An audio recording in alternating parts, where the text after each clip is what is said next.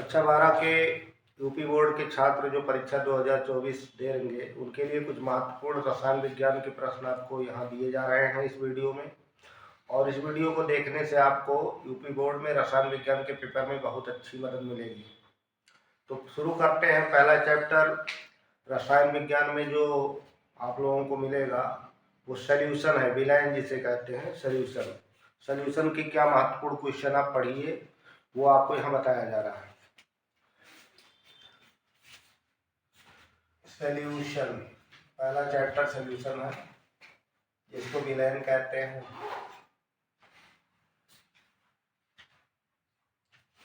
तो विलयन का डिफिनीशन आप जानते हैं, ये समांगी मिश्रण की बात हो रही है, होमोजीनस मिक्सचर। विलयन दो या दो से अधिक घटकों के समांगी मिश्रण को कहते हैं, यानी a homogeneous mixture of two or more than two components is known as solution. अब विलयन में महत्वपूर्ण कुछ नियम हैं, जैसे परीक्षा में आ रहा है कि राउल्ट का नियम क्या है, इसकी सीमाओं का उल्लेख कीजिए।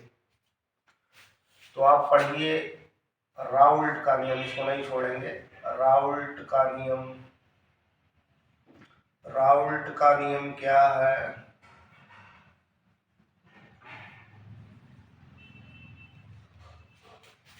इसकी सीमाओं का उल्लेख कीजिए।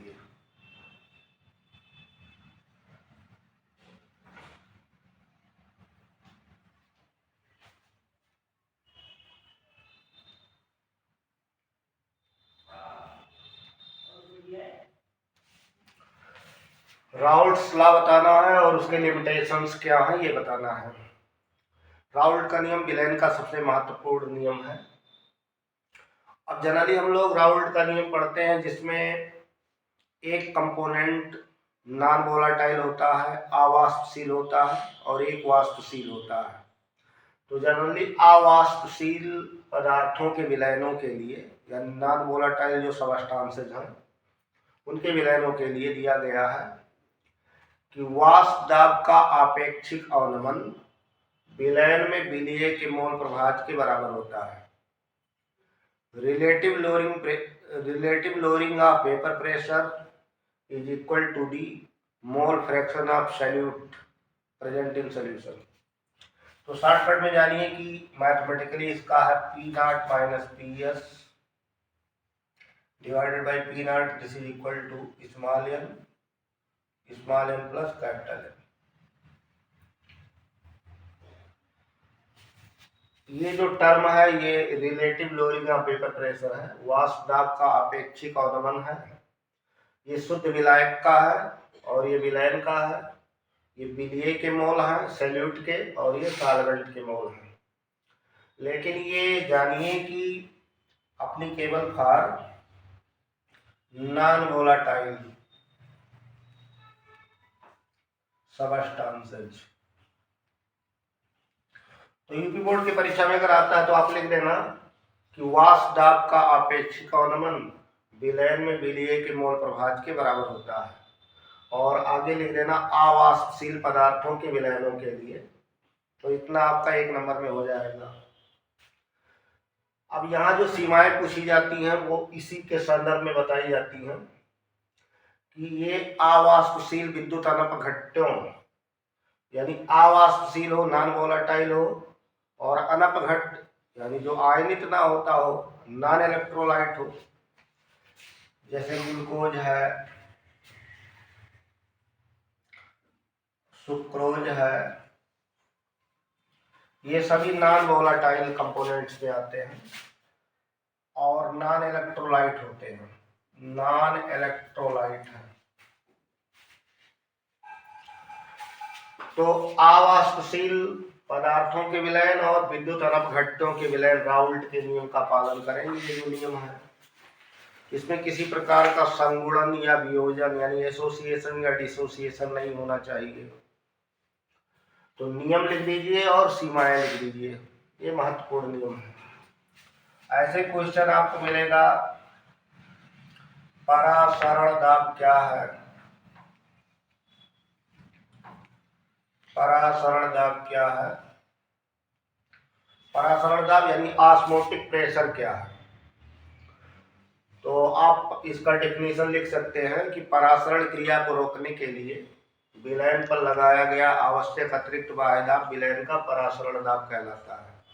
यानी परासरण जिस प्रेशर के कारण हो रहा है, ऑस्मोसिस हो रहा है, उसको स्टॉप करने के लिए जो एक्सटर्नल प्रेशर अप्लाई करेंगे, जो बाह्य दाब लगाएंगे, उसको ऑस्मोटिक प्रेशर कहेंगे। इस पर न्यूमेरिकल आता है, तो न्यूमेरिकल का फार्मूला आप जानिए, P = CRT, जहां C मोलर कंसंट्रेशन है, मोलर सांद्रता है, मोलर कंसंट्रेशन है। और ये नॉन इलेक्ट्रोलाइट के लिए है, जो आयनित नहीं होता, जिसको विद्युत अनपघट्य कहते हैं, जो आयनित नहीं होता उसी के लिए चलेगा। अथवा इसको ऐसा लिख सकते हैं, PV = nRT या P = N/V/RT, और n नंबर ऑफ मोल्स है। तो नंबर ऑफ मोल्स को भी आप इस तरह डिफाइन कर देंगे, P = W/m, और यहाँ भी रखिए RT। ये जो स्मॉल w दिया गया है, ये वेट ऑफ सॉल्यूट इन ग्राम है, यानी जो सॉल्यूट डिजॉल्व किया गया, घोला गया, उसका ग्राम में भार है। यम उसका मोलर मास है या मॉलिक्यूलर वेट है, जो पदार्थ आपने डिजॉल्व किया। और ये volume of solution in litre है, विलयन का आयतन लीटर में।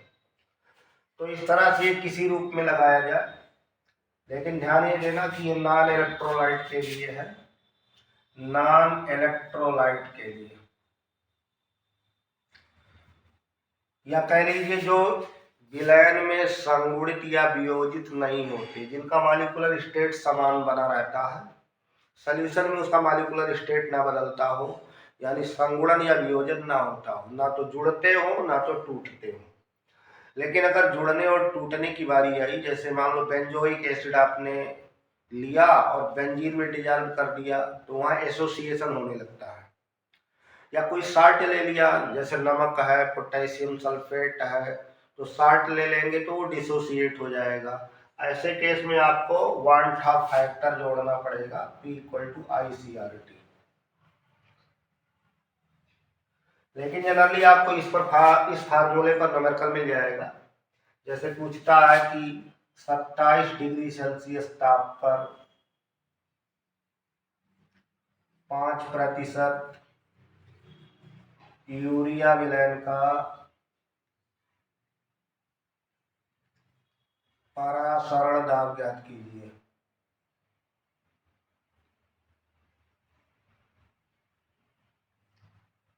और सॉल्यूशन कांस्टेंट या विलयन नियतांक का मान दिया रहता है 0.0821 लीटर वायुमंडल पर केल्विन पर मोल। इस तरह का न्यूमेरिकल अक्सर पूछा गया है, तो इस पर भी आप अपना प्रैक्टिस बनाएंगे। ऐसे परासरण दाब ज्ञात करने की एक बर्कले-हार्टले विधि है, महत्वपूर्ण विधि है, उसको आप प्रैक्टिस कर लीजिए। Berkeley-Hartley method for determination of osmotic pressure. कुछ फार्मूले आपको और बता रहे हैं, उस पर न्यूमेरिकल पूछा जा सकता है। जैसे क्वथनांक का उन्नयन है, हिमांक का अवनमन है। क्वथनांक का उन्नयन delta TV elevation of boiling point equal to 1000 गुणे केवी स्मॉल w बटे स्मॉल m गुणे कैपिटल W। ये फार्मूला ध्यान में रखिए, इस पर न्यूमेरिकल आ सकता है। ये एलिवेशन ऑफ बॉइलिंग पॉइंट है, क्वथनांक का उन्नयन। ये मोलर एलिवेशन कांस्टेंट है, मोलर उन्नयन स्थिरांक। ये वेट ऑफ सॉल्यूट इन ग्राम है, विलीय का भार ग्राम में। ये मोलर मास है या मॉलिक्यूलर मास है, और ये वेट ऑफ सॉल्वेंट इन ग्राम है। अगर ये फार्मूला आपको याद है तो डिप्रेशन ऑफ फ्रीजिंग पॉइंट यानी हिमांक का अवनमन का भी लगा सकते हैं। इसी तरह है, डेल्टा TF वहां लिखते हैं, डिप्रेशन ऑफ फ्रीजिंग पॉइंट, हिमांक का अवनमन बराबर 1000 गुणे KF स्मॉल w बटे स्मॉल m गुणे कैपिटल W। सारी चीजें सेम हैं। यहाँ इसको पढ़ेंगे हिमांक का अवनमन, यानी हिमांक में कितनी कमी हुई, और ये मोलर अवनमन स्थिरांक है, मोलर डिप्रेशन कांस्टेंट कहलाएगा। बाकी चीज़ें सेम है, जैसे यहाँ दिख रही हैं वैसे यहाँ दिख रही हैं। तो ये दोनों फार्मूले बिल्कुल सेम पैटर्न पर हैं, इसमें कोई कंफ्यूजन नहीं होगा। दूसरी बात ये ध्यान देना है कि अगर यहाँ मोलल उन्नयन स्थिरांक ना दे करके ग्राम अणुक उन्नयन स्थिरांक देता है, तो यहाँ 1000 की जगह पर 100 कर देंगे, 1000 की जगह पर 100 कर दीजिए, तो यहाँ आणविक उन्नयन स्थिरांक आ जाएगा। तो अगर क्वेश्चन में आणविक उन्नयन स्थिरांक देता है तो यहाँ 100 कर दीजिए और यहाँ के लिख दीजिए, के की वैल्यू लिखिए, बाकी सारी चीजें ऐसे ही रहेंगी।